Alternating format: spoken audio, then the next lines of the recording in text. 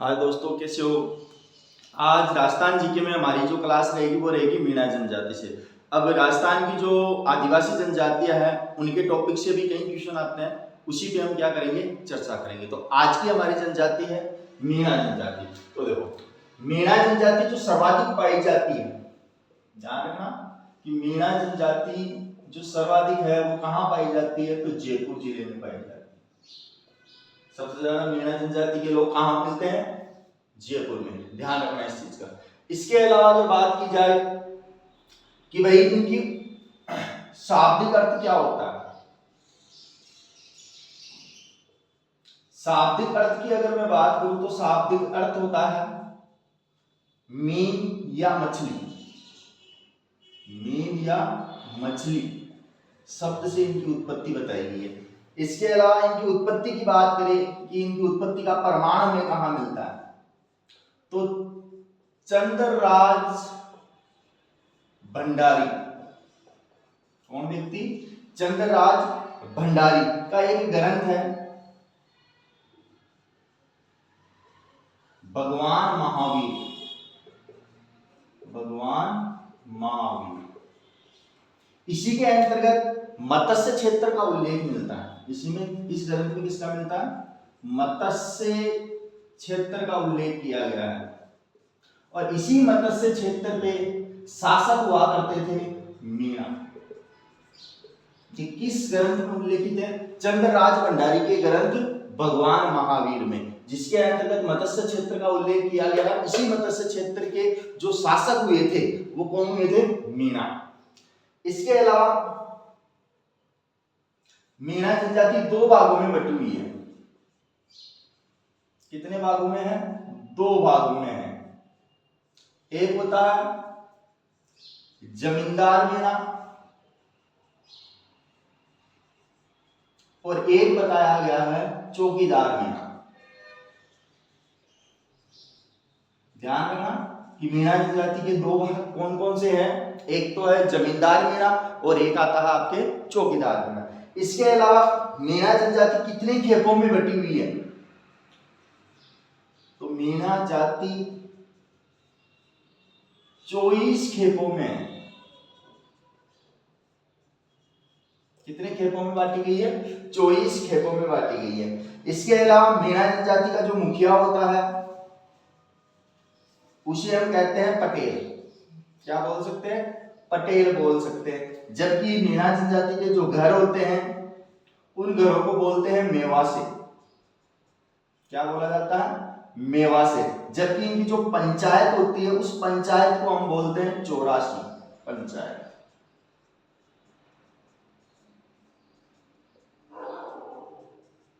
ध्यान रखना कि मुखिया जो होता है मीणा जनजाति में उसे पटेल बोला जाता है, जबकि मीणा जनजाति के जो घर होते हैं उन्हें बोलते हैं मेवासी।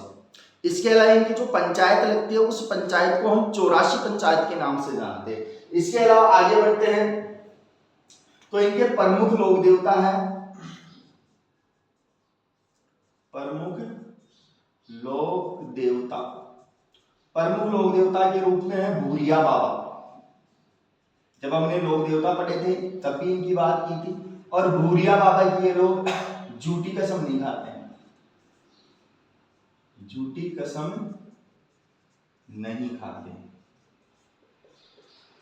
तो पूछा हुआ क्वेश्चन है कि भाई मीणा जनजाति के लोग किस लोक देवता की या किस प्रमुख देवता की झूठी कसम नहीं खाते हैं, तो वो कौन से हैं, भूरिया बाबा। इसके अलावा अगर बात की जाए कि भाई इनके आराध्य देव कौन है, तो एक बार आप इसको कंप्लीट कर लो। कंप्लीट करने से पहले एक बार मैं रिवाइज करवा देता हूं। देखो, सर्वाधिक मीणा पाए जाते हैं जयपुर में। शाब्दिक अर्थ मीन या मछली शब्द से निकला है।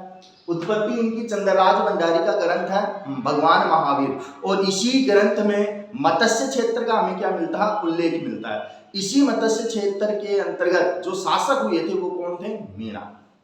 इसके अलावा मीणा कितने भागों में बटी हुई है, दो भागों में बटी हुई है, एक जमींदार मीणा और एक चौकीदार मीणा। जबकि पूछ लिया जाए आपसे कि कितने खेपों में बटी हुई है मीणा जनजाति, तो ध्यान रखना यह 24 खेपों में बटी हुई है।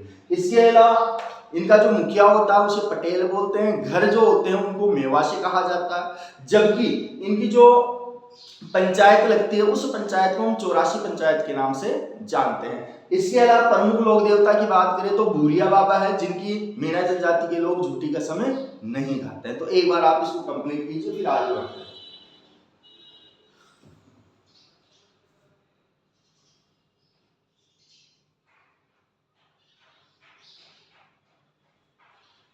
देखो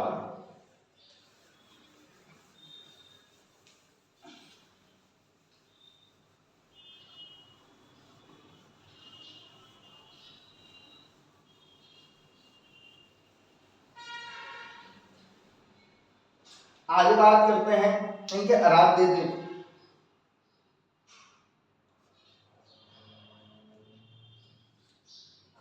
मीणा जनजाति का प्रयागराज या इसी को बोल सकते हैं तीर्थ स्थान कौन सा है मीणा जनजाति का प्रमुख? तो ध्यान रखना कि इनका तीर्थ स्थल है रामेश्वर सवाई माधोपुर। रामेश्वर सवाई माधोपुर।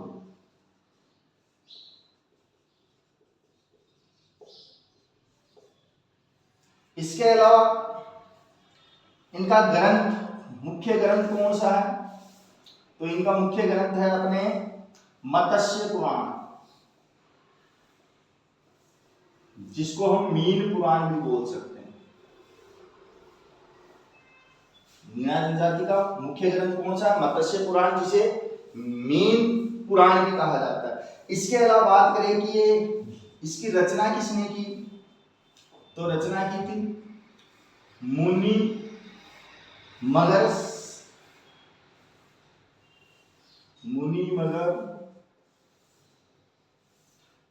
सागर ने। रचना किसने की? मुनि मगर सागर ने की थी। इसीलिए इनको हम मीणा जाति का गुरु भी बोलते हैं।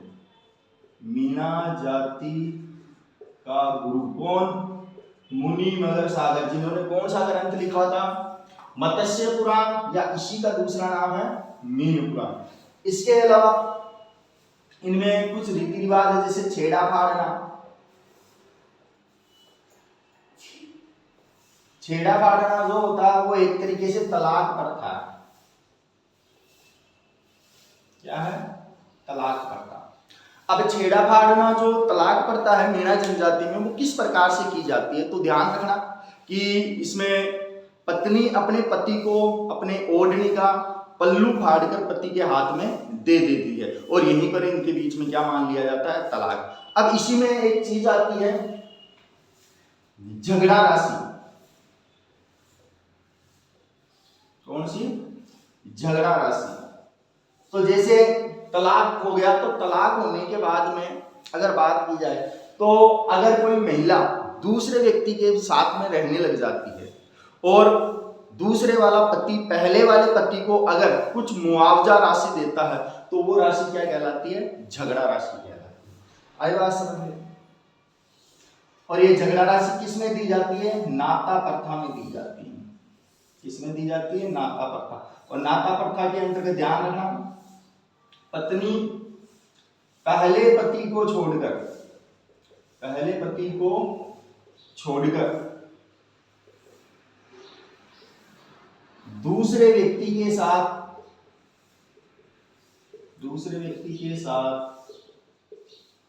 रहने लग जाती है, तब दूसरा व्यक्ति पहले वाले पति को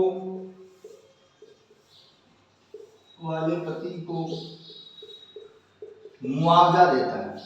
क्या देता है? मुआवजा। और इसी मुआवजे को हम क्या बोलते हैं? झगड़ा राशि, जो किस प्रथा के तहत दी जाती है? नाता प्रथा के तहत दी जाती है। इसके अलावा इनमें चलना प्रसिद्ध है मोरनी मोड़ना, प्रसिद्ध है मीणाओं में। ध्यान रखना, मोरनी मोड़ना प्रसिद्ध। इसके अलावा बहन के पति का बहुत आदर सत्कार किया जाता है। बहन के पति का बहुत आदर सत्कार होता है। इसके अलावा गोवर्धन के दिन मीणा शस्त्रों की पूजा करते हैं।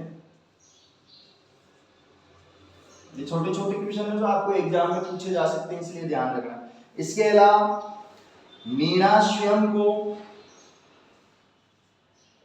को मत्स्य अवतार मानते हैं। स्वयं को क्या मानते हैं? मत्स्य अवतार मानते हैं। इसके अलावा मीणा राजस्थान की सर्वाधिक शिक्षित व संपन्न जनजाति है।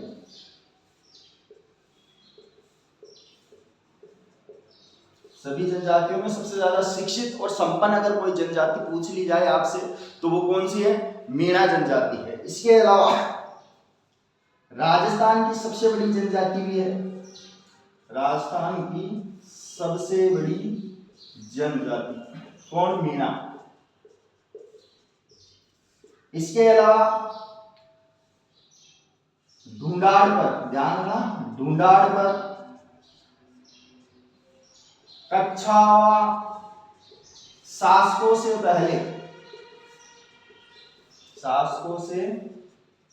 पहले मीणाओं का राज था।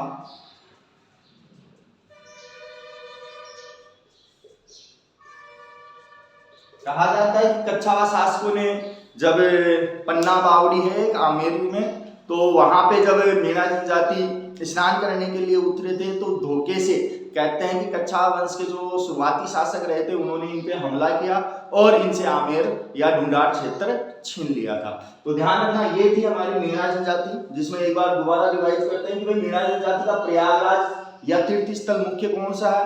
तो वो है रामेश्वर सवाई माधोपुर में। इसके अलावा इनका ग्रंथ है मत्स्य पुराण या मीन पुराण, जो मुनि मगर सागर ने लिखा था। किसने लिखा था? मनी मुनि सागर ने। इसीलिए इन्हें हम क्या बोलते हैं? मीणा जनजाति के गुरु बोलते हैं। इसके अलावा इनमें एक तलाक प्रथा चलती है जिसे हम कहते हैं छेड़ा फाड़ना, और एक चलती है नाता प्रथा जिसके तहत झगड़ा राशि दी जाती है। इसमें क्या होता है कि नाता प्रथा में कि पत्नी अपने पहले पति को छोड़कर दूसरे व्यक्ति के साथ में रहने लग जाती है।